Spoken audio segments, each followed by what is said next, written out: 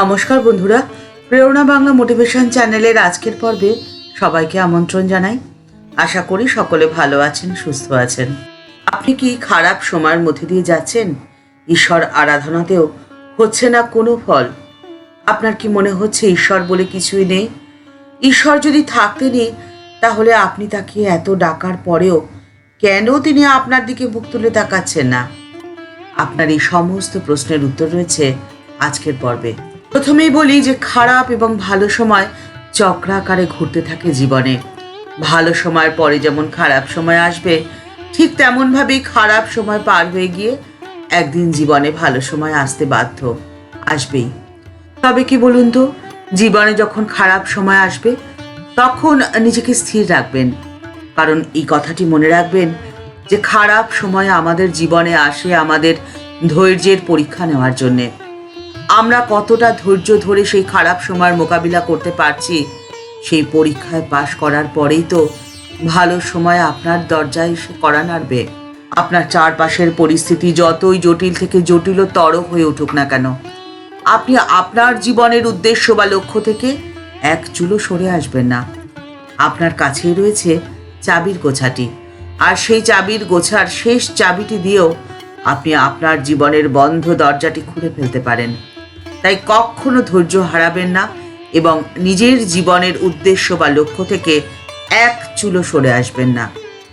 আর্থিক টানাপোড়েন যখন এতটা তীব্র থেকে তীব্রতর হয়ে ওঠে যে পরিবারের সদস্যদের মুখে দুমুঠো অন্ন তুলে দিতেও সমস্যা হয়, সেই সময় দাঁড়িয়ে ধৈর্যচ্যুতি ঘটা খুব স্বাভাবিক ঘটনা। ঠিক এই রকমই ধৈর্যচ্যুতি হয়েছিল স্বামীজির মা শ্রীমতী ভুবনেশ্বরী দেবীর। সময়টা 1884 সাল। নরেন তখন বিএ পরীক্ষা দিয়েছেন।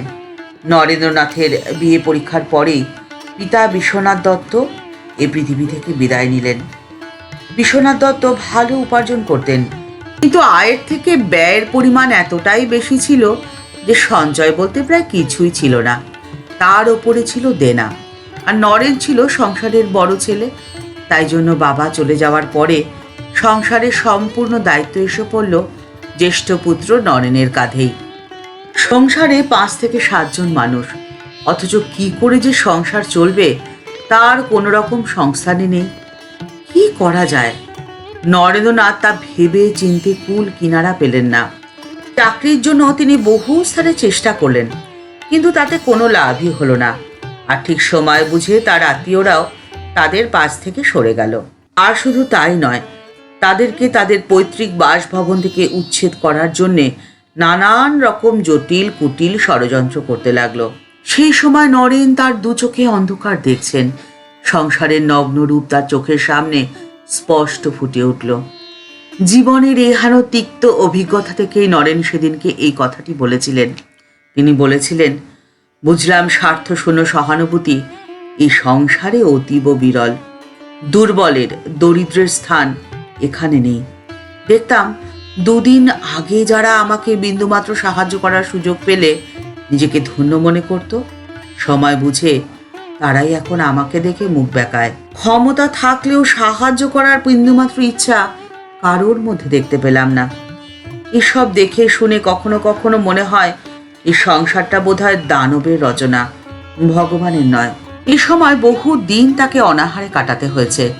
বহুদিন তিনি অনাহারে ক্লান্ত দেহে চাকরির চেষ্টায় রাস্তায় রাস্তায় ঘুরে বেরিয়েছেন। ঈশ্বরের অস্তিত্ব সম্পর্কেও তার হৃদয়ে সন্দেহ দানা বাঁধতে লাগলো। এ সময়ের কথা, একদিন তিনি ঘুম থেকে সকালবেলায় উঠছেন এবং অভ্যাস মতোই ভগবানের নাম নিয়ে শয্যা ত্যাগ করছেন। এমন সময় তিনি শুনলেন তার মা তাকে বলছেন, চুপ কর ছোড়া, ছেলেবেলা থেকে কেবল ভগবান ভগবান। ভগবান তো সবই করলেন। সন্তানের খাওয়ার কষ্ট সহ্য করতে না পেরে সেদিন ভুবনেশ্বরী দেবীর মুখ দিয়ে এই কথাগুলো বেরিয়েছিল। কিন্তু মায়ের এই কথা শুনে নরেনের মনে প্রচণ্ড আঘাত লাগলো। ভগবানের ওপরে দারুণ অভিমানে তার হৃদয় পরিপূর্ণ হয়ে গেল।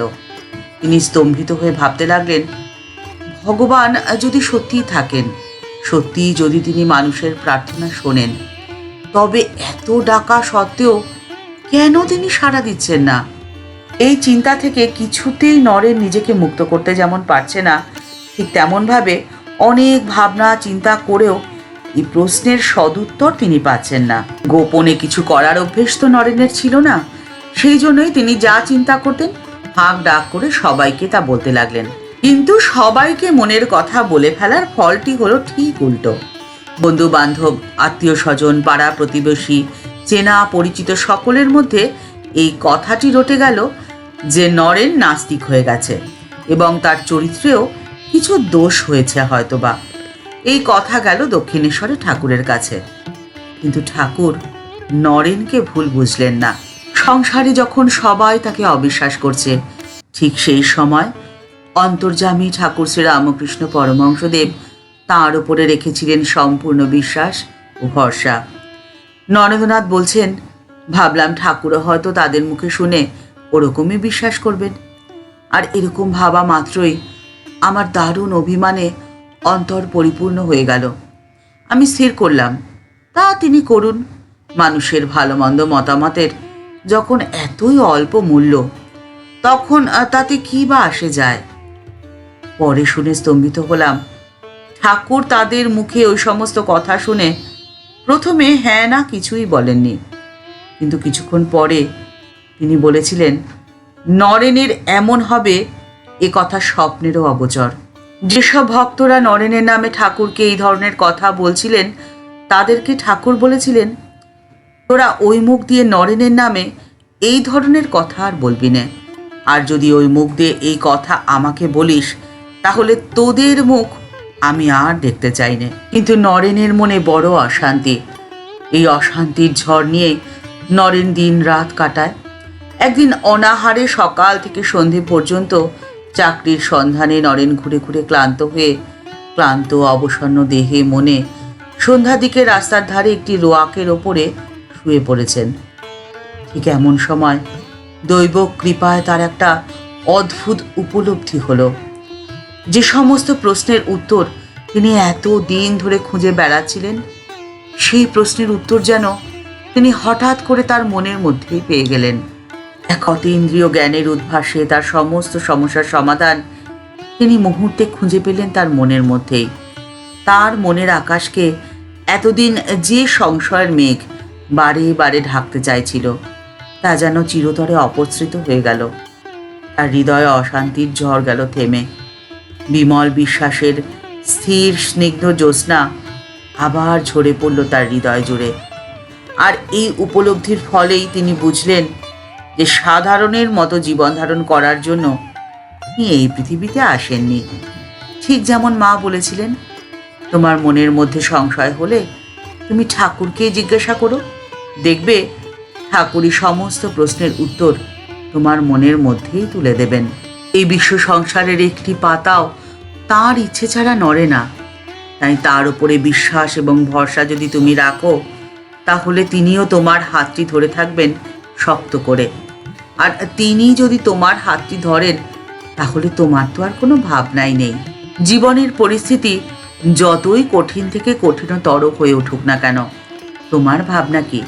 তিনি তো আছেনই। ঠাকুর, মা ও স্বামীজির চরণে প্রণাম জানিয়ে আজকের পর্ব এই পর্যন্তই।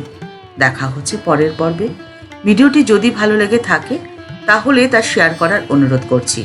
আর এই চ্যানেলটি ভালোবেসে যারা এই পরিবারের সদস্য হয়ে গেছেন, তাদের জানাই ভালোবাসা, শ্রদ্ধা ও প্রণাম। যারা এখনও এই চ্যানেলটি সাবস্ক্রাইব করেনি, তাদের কাছে বিনীত অনুরোধ রইল চ্যানেলটি সাবস্ক্রাইব করে বেল বাটনটা ক্লিক করে দিয়ে অল বাটনটিতে ক্লিক করে দেওয়ার জন্যে। তাহলে এই চ্যানেলের ভিডিও আপলোড হওয়ার সাথে সাথেই আপনার কাছে নোটিফিকেশন চলে যাবে। সবাই ভালো থাকবেন, সুস্থ থাকবেন। নমস্কার।